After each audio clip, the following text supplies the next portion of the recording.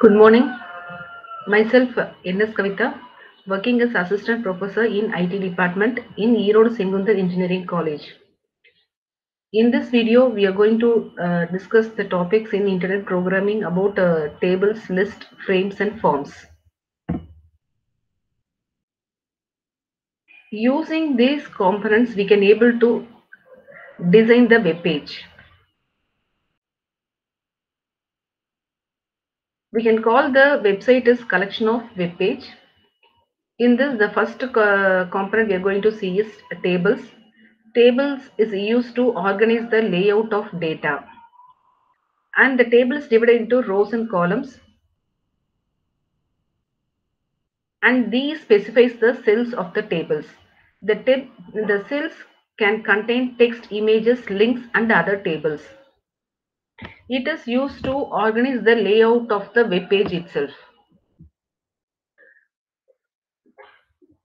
The tags used for the tables are the main element is table, and inside the table we have to use the tag for representing the table row as tr and table head as th and table data as td. We can see the given example. The border sizes we are giving as 1. Then inside the table tag, we are going to represent each row. So for that, we are using the tag tr, and that in that we are using the table header name and the another table header course and another table header year. After completing the one particular row, we have to close the tag, that is /tr. The symbol which is comes in the tr, that is less than greater than symbol, is called as angle brackets. And also the name is given as container tags. The container tags which consist of starting tag and the ending tag. The tag which consists of only the starting tag is called as an empty tag.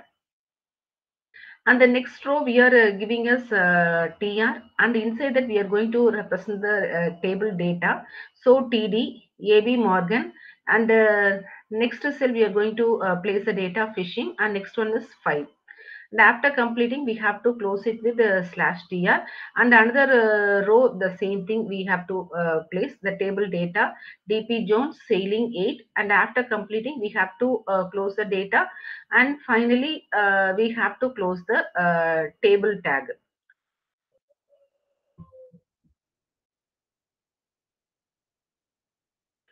This also the same, but the header is placed in the vertical directions. In the previous example, we have seen the horizontal directions. Now the example is shown in the vertical directions. And this slide is used to explain the row span and column span attributes. That is for name, course, and year, everything will be the same. And for representing the name, the column should be of row span 2.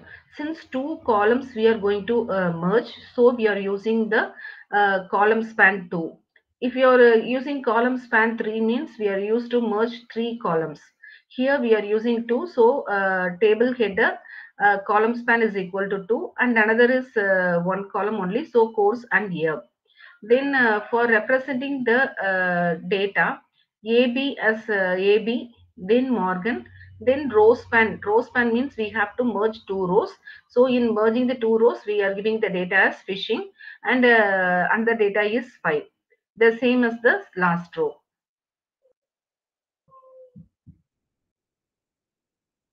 Next comes the attribute align and width. For for the table, we are giving a align and width for the neat presentation. For neat presentation of all the cells, we are using the align and width attributes.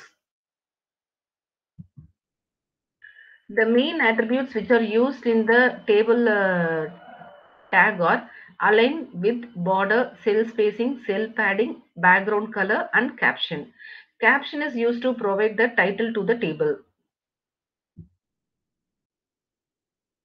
Here we are applying all the attributes in the table tag.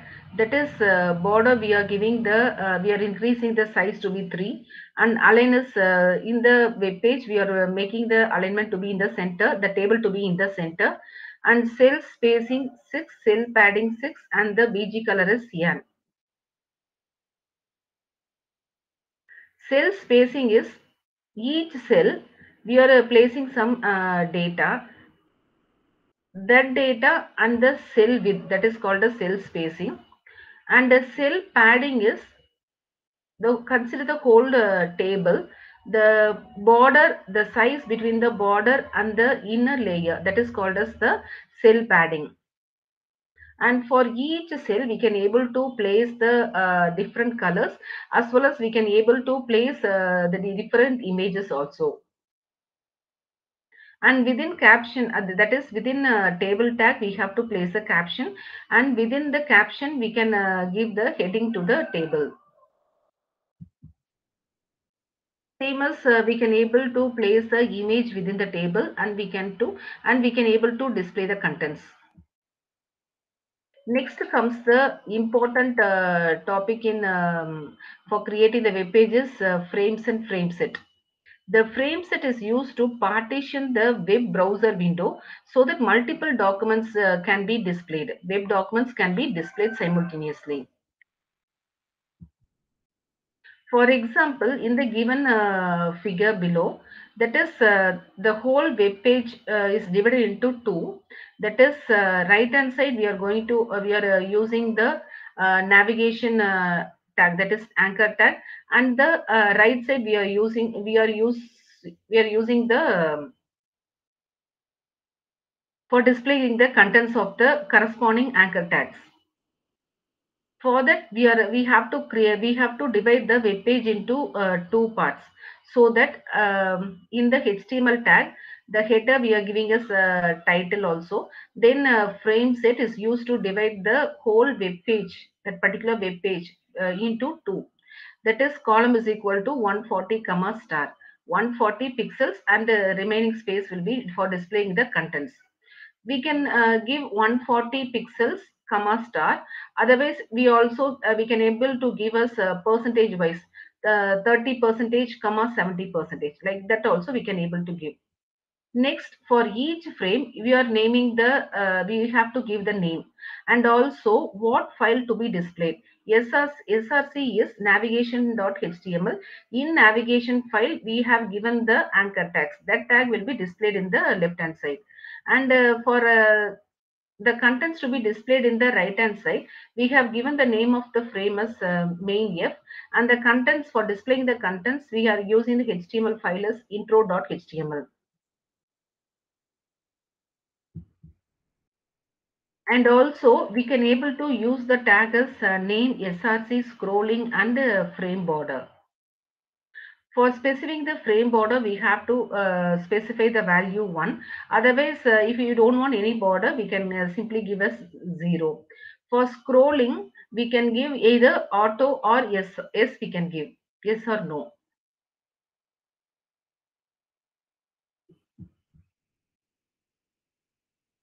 And this is the tag which is used to display in the left hand side. That is the anchor tag has a target attribute.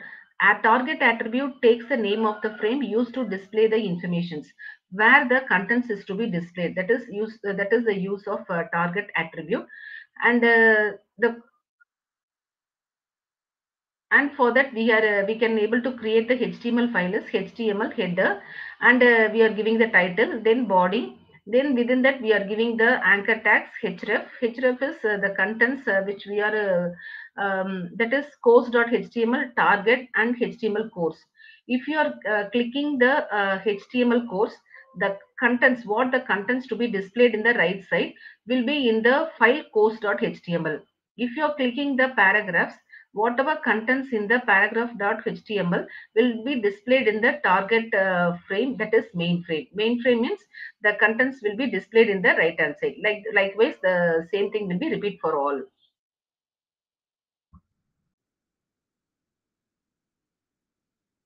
And initially, we are used to display the contents in the right side. That is welcome to the HTML course. That for that the HTML file will be look like HTML, the header, body, welcome to HTML course, and whatever contents we want to place, we can place it here. Suppose if you want to divide the screen again into two rows. First we have created the web page into, we have divided the web page into two, that is left hand side and right hand side, and the right hand side again we are dividing into two rows, that is upper and the lower. For that we have to use the tag attribute as rows. First, we are using the frame set columns 140 comma star. Using that, we can able to divide the web page into two. That is 140 comma star. That is two columns. And again, in the right hand side, we have one column. That column is divided into two rows. That is, now we are giving the percentage. That is 30 percentage comma 70 percentage. 30 percentage will be displayed in the upper part, and the 70 percentage will be displayed in the lower part. And welcome to HTML course. That contents will be in the intro.html, and about the course, and this is a simple course in web programming, will be displayed in the course.html file.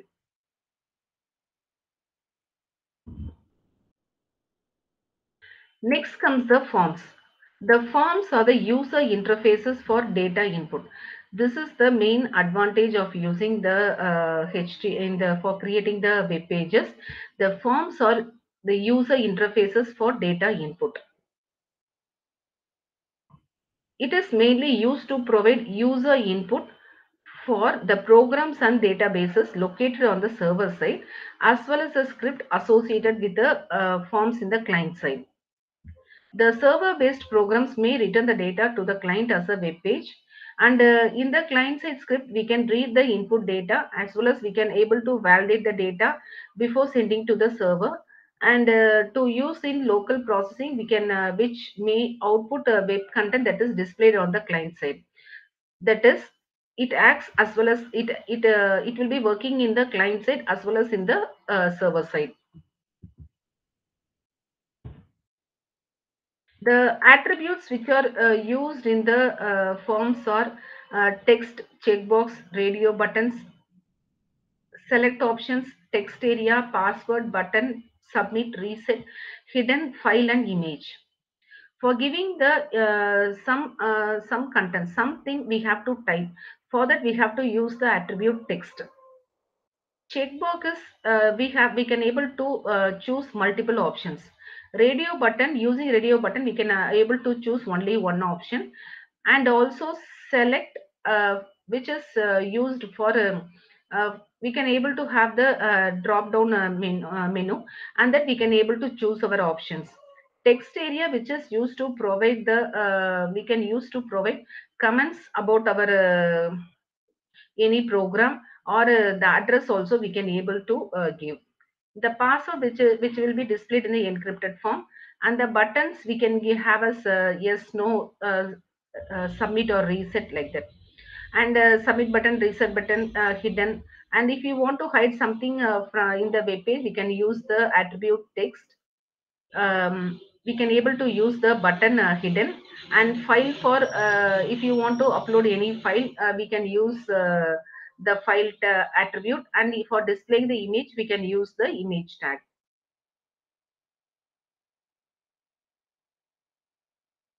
The main thing, it is used in the forms as two methods, that is get and post.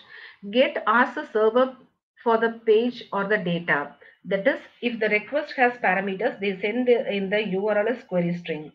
Post is used to submit the data to the web server and retrieve the server's response. That is, in the method, if you are using get, we can we can able to retrieve the informations from the server. Post is whatever information we are giving, that will be submitted in the server. And for example, consider the Gmail. If you are giving the username and password, and if you post it in the web server, and it will validate whether our username and password are correct, then based on that we can able to retrieve the mail. That is example for post.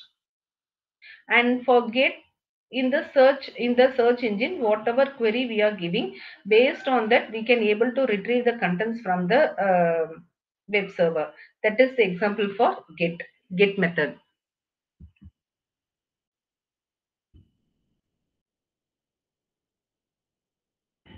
For example, if you want to create the name and address,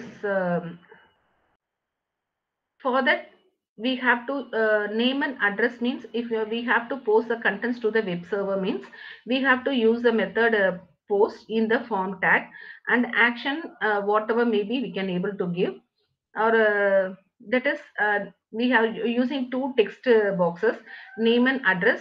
In the name we are using the tag as input, and we are giving the name for the tag, and also type we are using as text box for typing the contents, and we are providing the size. And using the break we can able to display the next label in the next line.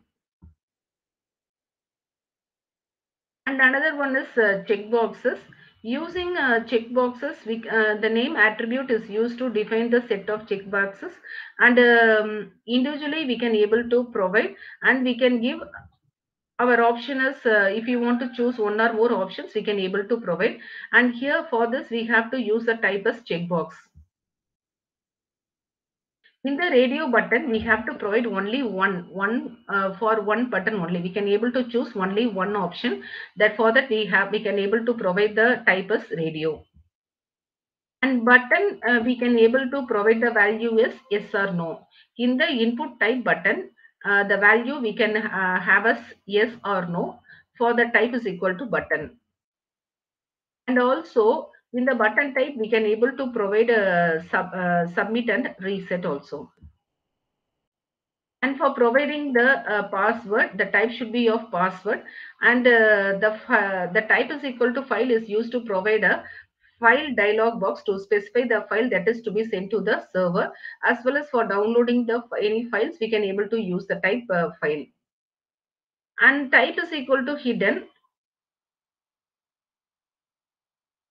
that is nothing will be appears on the screen. If you want to hide something from the screen, we can use the type as hidden. And the main advantage of text area element is we can able to input a multi-line text. We can able to give multiple line text. And the size of the input area is specified with the rows and column attributes. For that we have to give the tag as text area name, and for that we have to name the text area, that is comments. And we are whatever rows and columns we are giving, we have to specify rows equal to 5 and column is equal to 20. And the inside the text area, if you want to give some message means, we can able to provide. Here we have given us put text here. Next one is select element. The select element is used to provide the menu of options. For based on the drag down options, we can able to choose our options.